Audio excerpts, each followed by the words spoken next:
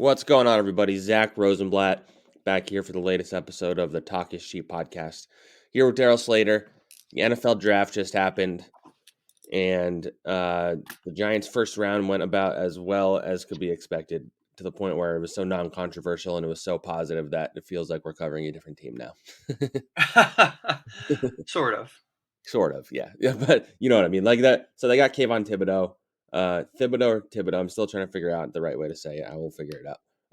And Evan Neal at 7.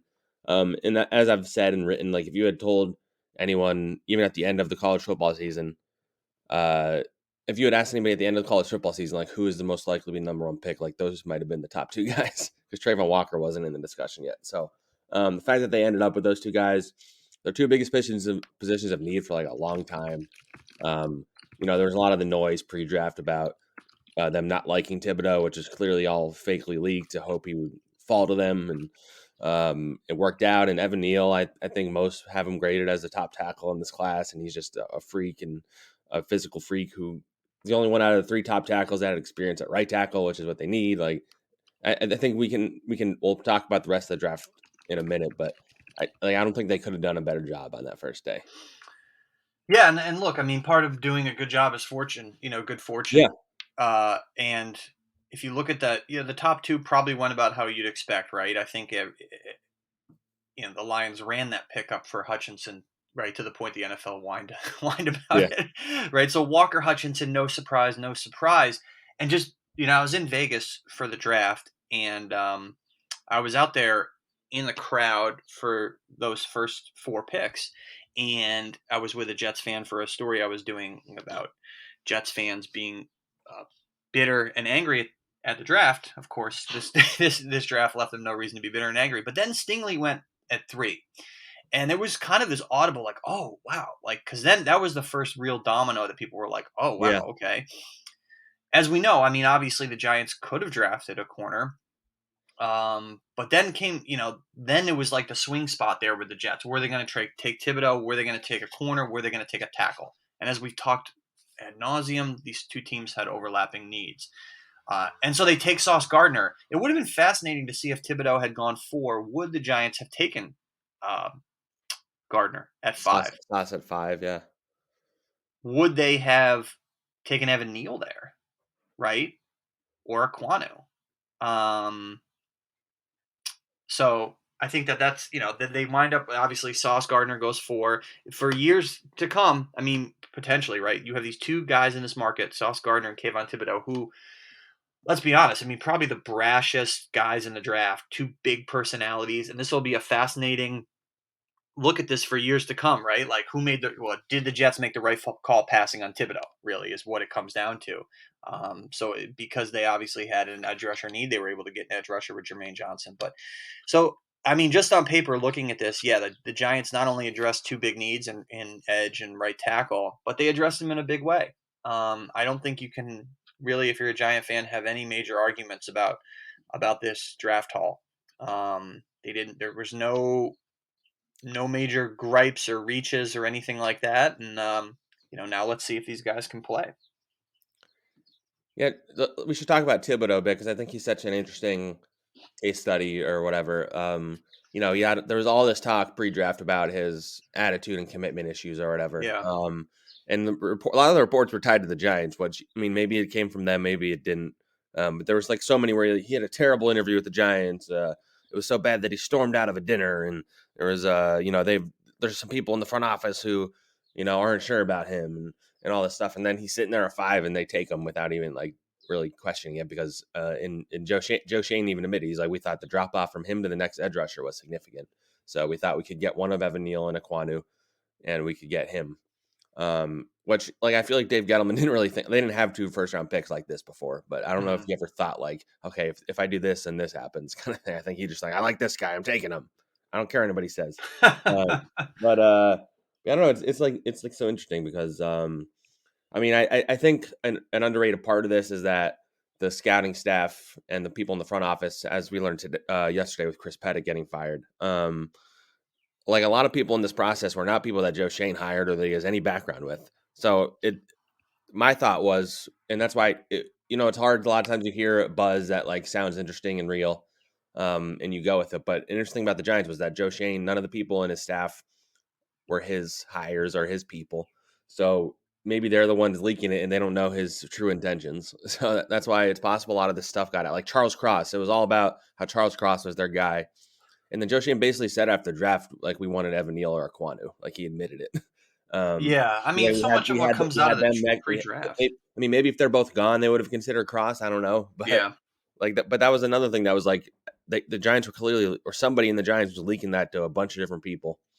And then it just wasn't true. So it makes you wonder, like, how much of it was Joe Schoen just maybe even trying to figure out like who's leaking stuff and if he wants to keep them around, or it's them trying to guess what Joe Schoen likes, or maybe it's just these scouts saying who they like and not knowing what Joe Schoen was going to do, because he clearly, an interesting thing. And again, maybe this is because he doesn't have his own scouting staff. It really felt like a lot of these. This is kind of going on a tangent that doesn't have to do with Thibodeaux, but a lot of his picks, it seemed like just like fit the mold of what his coaches wanted. Like they drafted that 5'8" receiver in the second round who kind of fits the mold of some guys that Dable has coached and that Mike Kafka has coached. And he drafted a bunch of defensive players that are really good at blitzing and that are really versatile, which fits what Wink Martindale wants. So you wonder if he was listening more to his coaches than his scouting staff, at least. and I think that's a good thing. I mean, Yeah. I think that's really important. And it reminds me, and it does tie into Thibodeaux. I think what you were just saying, and just a quick point on what you were saying before that. Like, I mean, obviously, a lot of stuff that comes out of the before the draft is total BS, either Yeah. intentional BS or inadvertent BS, like guesswork, like what Yeah. people within the organization they personally think, but guess what? They're not making the decision. Number one, or they're trying to guess what the GM thinks. But that's all irrelevant now. But I think looking forward, yeah, this reminds me of for this kind of mini series of stories you and I did late in the season and after the season on the rebuilding process for the Giants. One of the things that someone with one high up in an NFL team had said, and you talked to this person, is they felt like that the coaching staff should have a lot of say in personnel, and I think specifically, if I recall correctly, draft stuff. Yeah. That the coach, the old Bill Parcells thing about the shopping for the groceries and cooking and whatever the metaphor was, right? That you should give your coaching staff as either maybe wholesale decision making power or at the very least significant say, and they should be married up. I mean, it sounds simple, right? It sounds like the GM should pick the players for what the coaching staff wants. I mean, I don't think that's a novel concept, but a lot of teams don't, or at least some teams don't quite get that synergy. So yeah, I think that's a good point that you brought up. I mean, maybe some of these picks, you look at them and perhaps raise your eyebrows, and maybe they don't work out. But I don't think you can fault necessarily the process, if that makes sense. Yeah. And I wrote today about what we learned about Joe Schoen. It felt like he was drafting guys to like fit a type of player that they're looking for, as like so maybe they didn't go best player available. They went best player who fits the role that we need him to do. So like Ryan Dable wanted a Isaiah McKenzie, Cole Beasley type of wide receiver, so they drafted Wan'Dale Robinson, and Wink Martindale wanted this. He wanted a linebacker that could just blitz every play. So he got that dude from Indiana, Michael McFadden. So like, I don't know. It felt like they were trying to just get prototypes of guys that had certain traits, which, if going with a plan is better than just kind of winging it. So, yeah, and you better, you ideally keep your coaching staff for more than 2 years this time around. To let these exactly. players who you drafted for your coaching staff actually play for that coaching staff. I will say, I think, and again, you never know. John Mary might get impatient or whatever, but it really does feel like he's going to give Joe Schoen time because, and Dable, because this roster is not a winning roster. I think everybody in the building knows it. They haven't been able to do much. You hit home runs with Thibodeaux and Evan Neal. They're going to be the biggest additions of the offseason by a long shot because, their biggest free agent signing was Mark Lewinsky and a backup quarterback. So I think they have accepted that they're going to be taking Joe Schoen traded back to get 2 extra picks. So they had 11 rookies coming in, and I would bet that all 11 of them make the team plus undrafted free agents. Like they need to fill out their depth chart pretty intensely right now. And their biggest moves in terms of like their roster, like non-draft related, are going to be getting rid of Logan Ryan and eventually getting rid of James Bradberry. So your defense is going to be worse just by that virtue. The secondary looks like a mess. But anyway, I originally started talking about Thibodeaux. What do you think? So he is a very like unique personality. He's very confident. I think he said a lot of the right things. I think he's quite smart, honestly. He's very well spoken and all that, and he's going to be very entertaining for our purposes. But as we've seen with guys both in New York and in other cities, when they have a big personality, like if they don't back it up, it could go south quickly. Like, what are you looking forward to about the Kayvon Thibodeaux tenure? I think it's going to be a journey for everybody. Yeah, and I think, look, I mean, bottom line is in this market, in most markets, but especially here, like if you don't produce, then the adulation goes out the window. But especially if you're the type of person who puts himself out there, personality wise, it becomes even more glaring. I think if think about if Kenny Galladay had come in, uh, big talking and all that, rather than kind of mild mannered and you know, man, that's his personality. He's mild mannered. But if that wasn't his personality, how much? Obviously, there was a ton of blowback to his lack of production last year. Imagine how much worse it would have been if he was, brash. So, look, I mean, you take a risk in this market, especially by being like that. But that's just how he's wired, and you can't necessarily expect Kayvon Thibodeaux to be anyone other than who he is. And it was just it was interesting watching him backstage at the draft compared to some of the other prospects. They were some of these guys' personalities are just kind of level and even, and they were walking from room to room, and here's Thibodeaux kind of doing a little dance, and I mean, Evan Neal's the great contrast to him, I would say. 100%. Very much low key, even though he's this huge guy with a big voice. He's like very unassuming and kind of. I mean, he is actually like an interesting guy when you talk to him. But yeah, it's like they're like complete opposite personalities. Yeah, I mean, you have Thibodeaux, big city Los Angeles guy, big talking,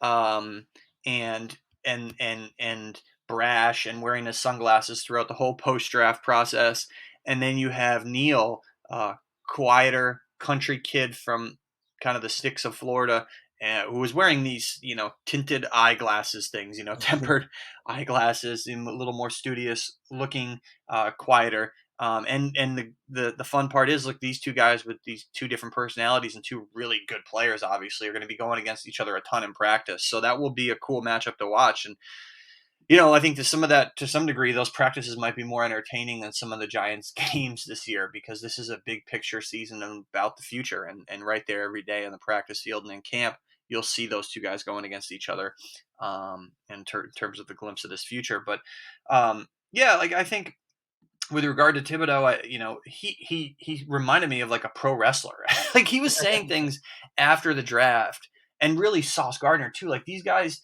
you don't. I mean, yeah, guys are brash. You see that a lot, but like most of these guys that people don't really grasp, like a lot of these guys just don't say anything, or Yeah. they just, they stick to the company line. And but this, Thibodeaux especially, and Gardner too, but that's kind of a throwback to like the very brash 80s type player. And I wonder if people who've covered the Giants for a while will see some maybe like LT in this kid. Yeah. Now perhaps, and I would hope not the very bad parts of LT, but and certainly I'm sure they would hope the great on-field parts, but just that critics be damned kind of approach. And so that, I think it'll be fun for us to cover. And look, I mean, he's going to have hiccups as a rookie. They all do.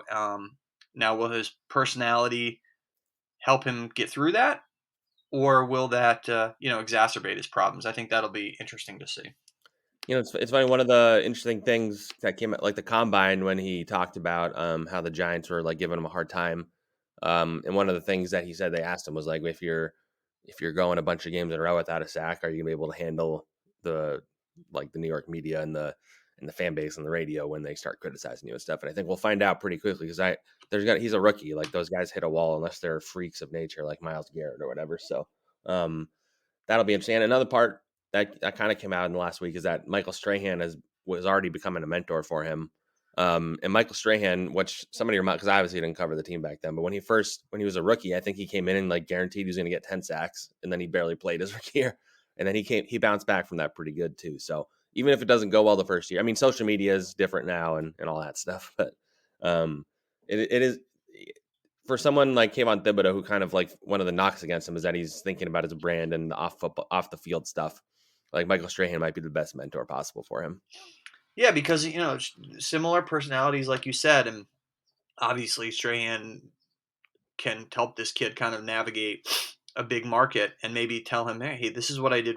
This is the things that worked well for me, and these are the things that didn't. And I talked to Strahan last year at charity golf event for Jim Fossil, and I think I was talking about Leonard Williams, and so Strahan's kind of been through it all, and he can tell guys like Thibodeaux or Leonard Williams about his experiences. And one thing he was talking about was how after he signed his big contract, Strahan, and then he came out and it struggled initially, right, in his first year of the big contract, and then really took a little while to put it all together. His advice to Leonard Williams was kind of indirectly, just with talking to me, was ignore the noise and just keep your head down and know that you are in the contract, whatever. So he's had so many NFL experiences, so many life experiences. I mean, you talk about obviously some of the personal things Strahan's been through with his very messy divorce and the spotlight, that he's a good mentor for these guys in so many regards, right? He's really run the gamut of the full NFL / New York / life / drama type experiences. That it'll be a good resource for these guys, whether that's Kayvon Thibodeaux or Leonard Williams. And so, but look, ultimately, a lot of it depends on how coachable he is day in and day out, and if these things about his mercurial effort, up and down effort, wind up being true or not. I mean, that's up to him to prove. And he really even said it, like it's, put up or shut up time. All that other stuff is history now. For sure. We can talk. We don't need to talk that much about Evan Neal because I think it's pretty straightforward. He's a high character kid and he's going to fill a need that they've had to fill for a long time. But when he was drafted, I looked up who their number one right tackle has been for the last decade since they won the Super Bowl, and I just want to read the names off for you because it's pretty wild. Nate Solder, Cam Fleming, Mike Remmers, Chad Wheeler, Bobby Hart, Marshall Newhouse, Justin Pugh, and Sean Locklear. Wow, a real who's who grim. The right tackle. So that position, I mean, the offensive line, as everybody knows, we've written and talked about it a million times, as has everybody. It's been a disaster. But I think the right tackle position in particular has been an issue for forever. They just have not had a good right tackle and Matt Parrott, they drafted to become that guy, and he just wasn't the guy. And so now you can feel pretty good about how you have left tackle and right tackle locked down.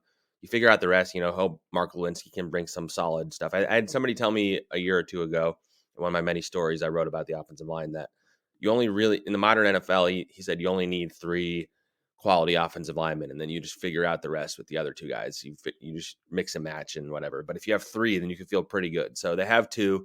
You hope Glowinski's another one, and then you kind of hope that one of these million left guards they have now, or John Feliciano at center, can be another quality player. But if you can just have 3, then I mean they haven't had 3 in a while. So, and the offensive line has been, I think we're reaching a point where, at least on paper, Daniel Jones is going to have less excuses for his supporting cast. In theory, I mean, the receivers might still be a mess, and who knows about the tight ends and Saquon and all that. But if the offensive line can keep him on his feet, that's progress. Oh, 100%. I think if this starting 5 can stay healthy, and now there are obviously some question marks, it's obviously a better group than last year. Low bar, clearly, but we'll see. I mean, Feliciano is center. I don't think that he's going to be the center, but that's not necessarily a great a great option. So you have probably 2.5 really solid guys, perhaps right now. Whether Thomas, and then Neal, what can he bring you as a rookie? Glowinski, and then left guard, who knows? I mean, just writing the story coming out of the draft after the Giants in the 3rd round picked Josh Ezeudu. I think that's how you say it, from North Carolina. Yeah, the 67th overall pick, 3rd pick of the 3rd round. He'll have a great shot to be the starting left guard. Now, look, that means you're going to be starting 2 rookies on your offensive line, which could certainly have some growing pains, but there are not a lot of other great options there at left guard. And so there are certainly question marks still, but I think far fewer. And then in terms of the skill guys, it's still flawed, but at no point is Daniel Jones is going to have to deal with a flawed roster, right? So it's probably a little better. And it's funny. We both time to produce. We both agree the team is going to be pretty bad this year, but this is probably the best situation he's been in if you combine coaching and offensive line, and he's going into the season with a healthy Saquon and a healthy Galladay, and yeah, I think Shep's not healthy, but yeah. So the biggest issue is defensively. This should be his best chance to succeed. At least maybe it's not. I don't even know if you could say his best supporting cast. They've all been pretty bad, but on paper it looks like he should be they should be able to get a proper evaluation of him, which is all that matters, really.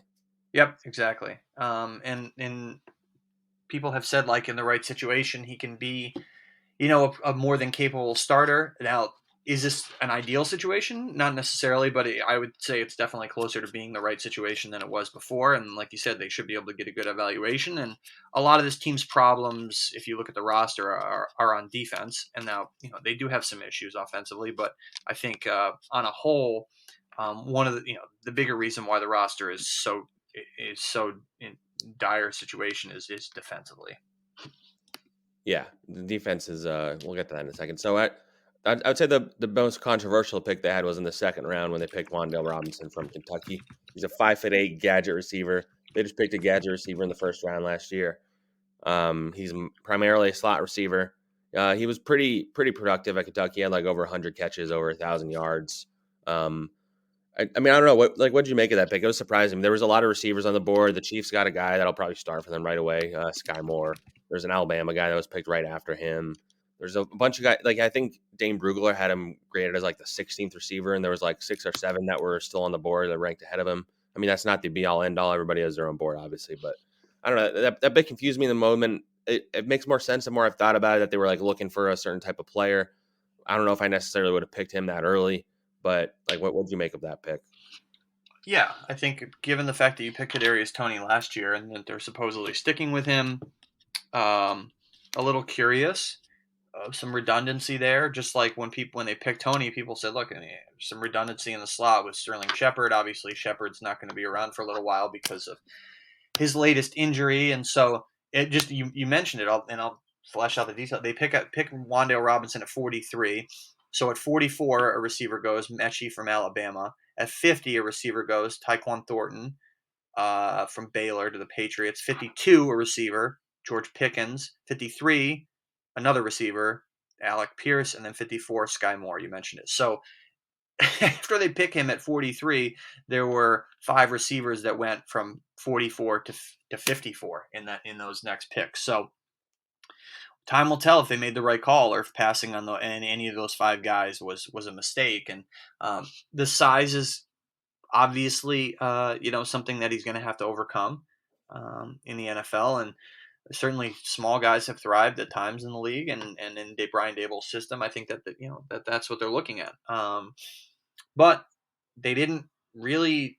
They could have addressed corner there, right? On paper, you think, like, why not pick a corner there? By the way, they traded, so they had a chance to pick Kyler Gordon or Andrew Booth, who were both projected like first round guys, but they traded back twice to pick up more picks. What you get, you want more bites at the apple. They never used to do that with Gettleman. They just wanted to take the guy that they liked.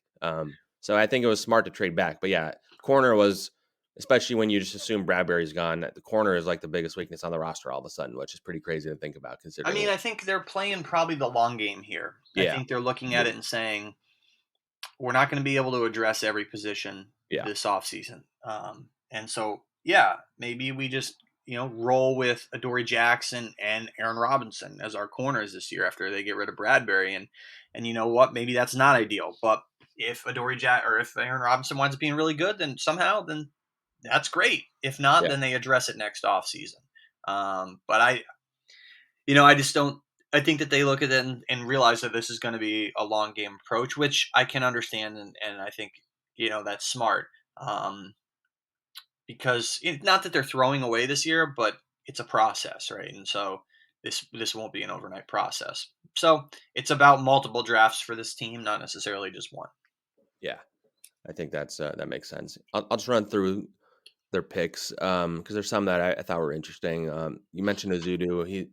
I think he was projected around that range, so that wasn't really considered a reach. The next round, or later in the third round, they picked Cordell Flott, another slot corner from LSU. So that's 3 straight years they've picked a nickel corner. Darnay Holmes, Aaron Robinson, Flott. I would say this doesn't necessarily bode well for Darnay's stance with the new coaching staff, but I think he's shown some stuff in the past, so maybe he can stick around his depth at least. They got tight end in the 4th round, which they need real badly. Daniel Bellinger, 6'6", 255. He's known for blocking. I think they clearly were just like looking for a guy who could be a solid blocker. He's sure-handed. He doesn't really drop it. Because I don't get the impression that Daboll intends to like feature the tight end very heavily in his offense. They signed Ricky Seals-Jones and Jordan Akins like minimum salary deals, and those guys, they're not gonna scare any defenses. So I think they wanted to get a guy who could they just lock in. This guy wouldn't be surprised if he was starting pretty early. Got Dane Bellin, safety out of Iowa in the 4th round. They had only had 2 safeties before the draft, so I wonder if they're going to sign a veteran at some point. But clearly, they want to play Bellin. They got that dude McFadden that I mentioned earlier. He's like the best blitzing linebacker in the draft. Got DJ Davidson, a nose tackle, who I think is 25 years old already, or he's turning 25. So that was an interesting choice. In the 5th round, they got Zudu's teammate Marcus McKethan, he's like 6'7" and like 340 guard that they're going to develop. They're swinging a lot of guards. They signed like a bunch of veterans this offseason too, and they got a linebacker Darren Beavers in the 6th round, who was graded from what I saw like a 3rd or 4th round pick. So they need linebackers.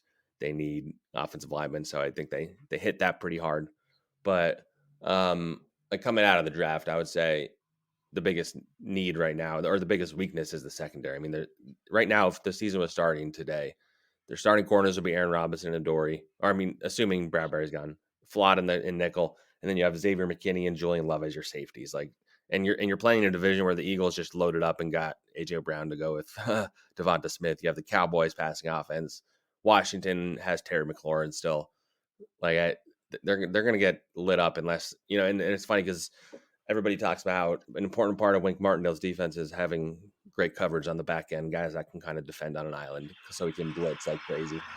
But he doesn't really have the guys on the back end. So it's going to be interesting to see how they approach their defense this year. Yeah, I mean, you can't blitz a ton unless you have guys you can trust in man-to-man coverage. I mean, you can, but you could be terrible. But and yeah, I mean, do they have that?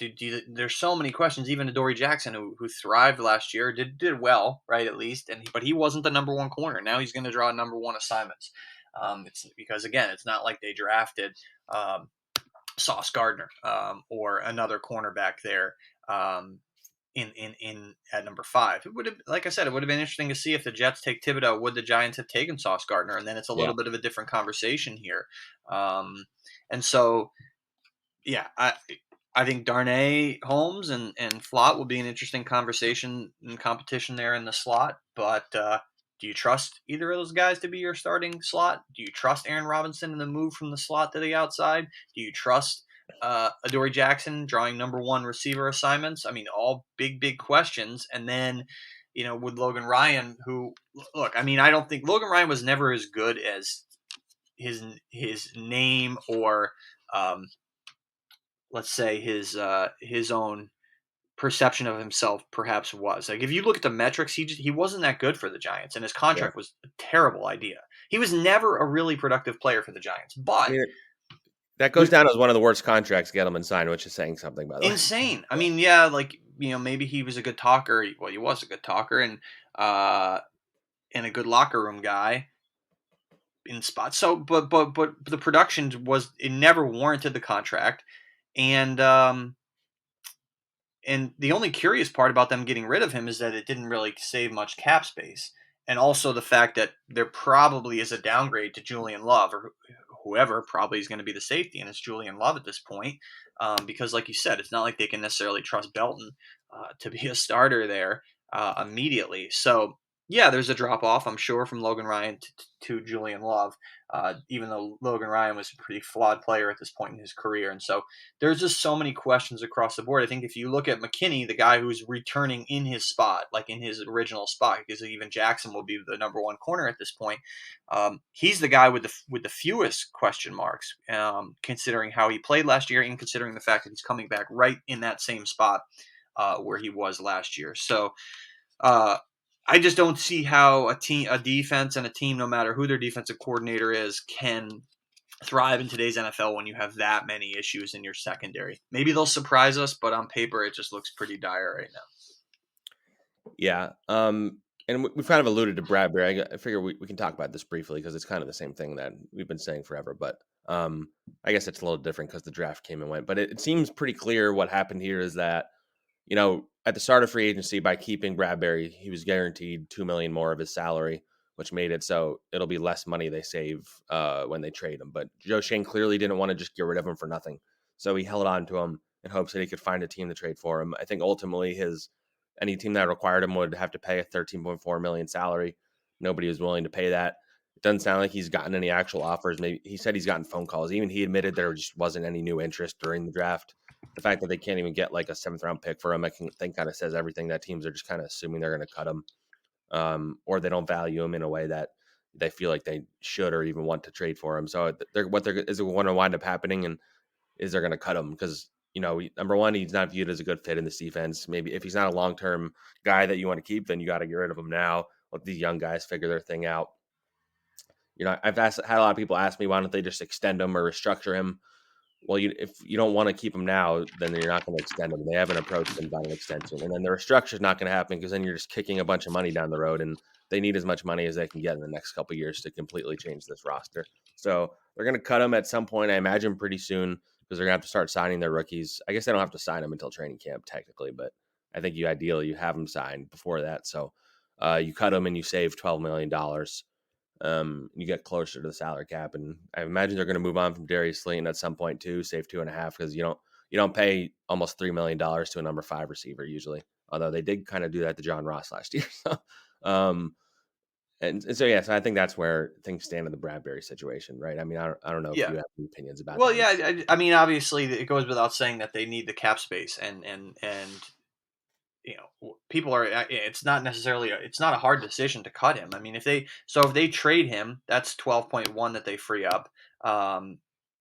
And let's just presume they don't trade him. But if they cut him right now, it's 10.1 that they free Yeah. up. If they cut Oh him I got it backwards. Yeah, if they cut yeah, him, if they cut him, they need the cap space. Like that's why people say, why don't you just restructure him or whatever?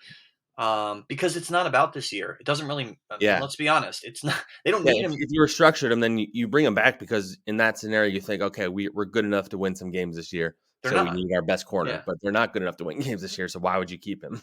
Right. If you don't think you're a year away and they're not a year away, what exactly? Why would you keep Yeah, them? the combination of them being far away from winning and him not being like a long term fit, like that, it's just an obvious get rid of. It's unfortunate because he's a good player. Like he had 2 good years, made the Pro Bowl. He fell off a little bit last year, but I mean that he was getting targeted a lot, and I don't know if the defense around him was that great either. But so it's unfortunate. And as I just thought earlier, and I think I saw somebody tweet something about it, and I thought about it. There's a decent chance that the Eagles try and pick him up, which makes it hurt a little more because they need a corner and he fits their defense. So if you cut him for nothing and the Eagles pick him up, and then you have to see James Bradberry for the next 2 years or whatever, like that's gonna be a tough pill to swallow. But this is Dave Gettleman's fault. It's funny because he was like the best signing he probably had as the GM, and then because of all his other bad decisions, they had to restructure him twice last year, which made his cap hit $21 million this year, whatever it is. And so you can't keep a guy for $20 million if you're not going to win. It's not doable for their cap situation. When you have cap hits of Galladay and Leonard Williams already so high, and you don't want to restructure Kenny Galladay because then that would mean you'd have to keep him next year or cut him for nothing. So it's like this whole like puzzle piece moving situation just because of how much they had to restructure guys last year because of that disastrous spending spree they went on last year. Yeah, and they just mathematically cannot keep him. Like we were talking about, like why wouldn't they keep him on an extent and restructure him? That we explain that, but like they the $21 million number, they can't do it. They can't keep him. I mean, right now they're about $6 million in cap space. They need, I think, like 10 or 11 to pay their draft picks. So they cannot even pay their draft picks right now. And even if they get rid of Darius Slayton, that'll give them some wiggle room. So they're going to have to do both. They're going to have to get rid of Slayton, probably by cutting him. I mean, unless Shayna said he doesn't want to kick the bucket down the road. So the only one you'd want to do that with is Leonard Williams, which if they restructure him, I think his cap hit next year would get above $30 million. So. Yeah, which is right. So like the one thing to watch is if they post June 1 cut James Bradberry, like either designate him a post June 1 cut or so you spread the dead cap to next year kind of thing. Isn't that how that works? Yeah. So essentially, like if they cut him right now and if they cut him right now, they could designate it a post June cut, right? Even though it's right now. Or they could wait till after June 1 and make it an actual June 1 cut. I guess they technically don't. I guess maybe that's what they will do because you don't really technically have to cut them yet because they don't need to sign the rookie class. So the difference there is a savings of, instead of 10-1 this year, they would save 11-5. So I think that probably is what they're going to wind up doing. They could cut him post June 1, either actually post June 1 or designate him a post June 1 cut, which means you don't get the cap money until after June 1. And like you just said, you don't need it. until after June 1 anyway to pay your draft picks. So it would be an 11.5 savings, and then the dead money you take on next year would be minimal. It would be like 1.3 instead of no dead money next year. Yeah. So it's just moves the numbers around a little. I think that's what they're going to wind up doing. So really the savings will be 11.5 and not 10.1, and they badly need that. And so he can still play. And we'll be, like you said, it'll be fascinating to see if he winds up with the Eagles. Yep. Or before we go, just like looking ahead, just what like stuff that's coming. By the time some people listen to this, you're going to find out if the Giants are in London, which Darryl and I are personally pushing for selfish reasons. The NFL schedule will be announced next week, so by the time we do the next pod, we'll do like a game by game prediction thing, I imagine. And the Giants have like rookie mini camp coming up, OTAs, James Bradberry decision. We'll see, Kayvon Thibodeaux and Evan Neal and pads for the first time, which is going to be interesting. Other than that, there's not really that much going on coming up. So, and Joe Schoen is going to be making some additions to his staff, I imagine. He'll probably bring in some scouts and personnel people from his days with the Bills and the Dolphins. And I'm it's possible to start letting some other people go too. He let go Chris Pettit, as I mentioned earlier, Kyle O'Brien. I think he might have let go another scout. I think I saw surfacing around Twitter somewhere. So he's making changes. He's putting a stamp on the front office. I think it's going to be interesting. We might have to look back on this draft and be like, how much can we like fully? It's not quite the Joe Douglas situation because he had months to scout these guys, but like next year, at this time next year, he'll have his entire own staff scouting for the entire season. And it'll be interesting to see how much different that makes his approach next year.